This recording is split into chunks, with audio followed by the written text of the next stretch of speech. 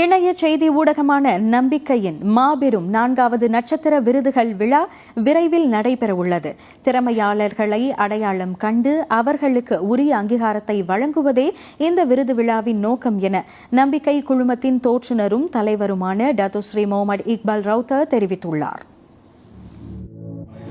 இது 2 வகையான விருதுகள் இதில் கொடுக்கப்படுகின்றன. ஒன்று, வியாபார தொழில்நுட்ப துறைகளில் எவ்வாறு அவர்கள் நுணுக்கங்களை காட்டி வெற்றி நடை போட்டிருக்கின்றார்கள் என்பதை கணித்து மலேசியாவில் மட்டுமல்ல உலக தரத்தில் கூட வெற்றி நடை போட்டு வரக்கூடிய மலேசியர்களும் குறிப்பாக இந்திய வம்சாவளி தமிழர்களும் அவர்களுக்கு இந்த விருதுகளை நாம் கொடுத்து வருகின்றோம். 2வது பகுதி என்னவென்றால், மலேசியாவில் கலாச்சார, இசை, நடனம் இந்த மாதிரியான விஷயங்களை உள்ளடக்கியவர்கள் நிறைய பேர் இருக்கின்றார்கள்.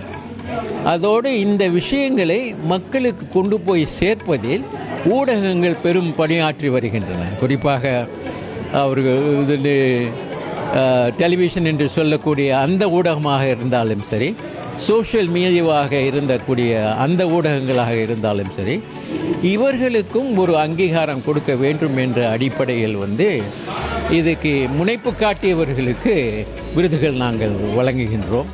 இம்முறை கலைத்துறையில் 15 விருதுகளும் சமூக பிரபலங்களுக்கு 15 விருதுகளும் வழங்கப்பட உள்ளன.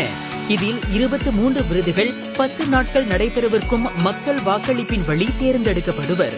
எஞ்சிய விருதுகள் மக்கள் வாக்குகள் மட்டுமல்லாது நீதிபதி குழுக்களால் கலந்தாலோசிக்கப்பட்டு விருதுகள் வழங்கப்படும் என கோலாலம்பூர் ஜலான் டங்வாங்கி சைட் பிஸ்ட்ரோ உணவகத்தில் நடைபெற்ற செய்தியாளர் சந்திப்பில் கலந்து கொண்ட டத்தோஸ்ரீ முகமது இக்பால் ரவுத்தர் கூறினார். இந்த விருதுகள் தனிப்பட்ட முறையில் இவர்களை நாங்கள் தேர்ந்தெடுத்து விட்டோம் அல்லது இவர்கள் பிரேரணை செய்திருக்கின்றார்கள் என்ற அடிப்படையில் இல்லாமல், மக்கள் அவர்கள் எண்ணங்களில் எவ்வாறு இருக்கின்றன, எங்களுக்கு இதன் மூலமாக என்ன நன்மைகள் வந்தன அப்படின்னு சொல்லி அவர்கள் பிரேரணை பண்ணுகின்றார்கள். அந்த பிரேரணைகளின் அடிப்படையில் எண்ணிக்கையில் வைத்து ஒரு முடிவுக்கு கொண்டு வராமல் அதை அடிப்படையாக வைத்து நாங்கள் தொடர்ந்து நீதிபதிகளின் பார்வைக்கு அதை கொண்டு சென்று முடிவான எடுத்து அந்த விருதுகளை வழங்குகின்றோம்.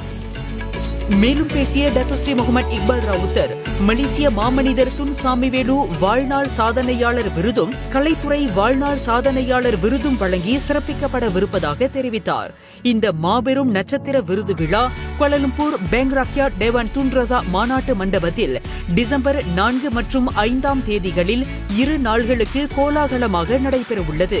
இந்த விழாவில் கலைஞர்கள், பிரமுகர்கள், வருகையாளர்கள் என மொத்தம் 500 பேர் கலந்து கொள்வர் என எதிர்பார்க்கப்படுவதாக அவர் குறிப்பிட்டார். தினமும் பிளாஷ் செய்திகளை பிற்பகல் மணி 3 மற்றும் மாலை 6 மணிக்கு ஆஸ்ட்ரோ உலகத்தின் சமூக ஊடகங்களிலும், முதன்மை செய்திகளை இரவு மணி 8:30க்கு விண்மீன் அலைவரிசையிலும் காண தவறாதீர்கள்.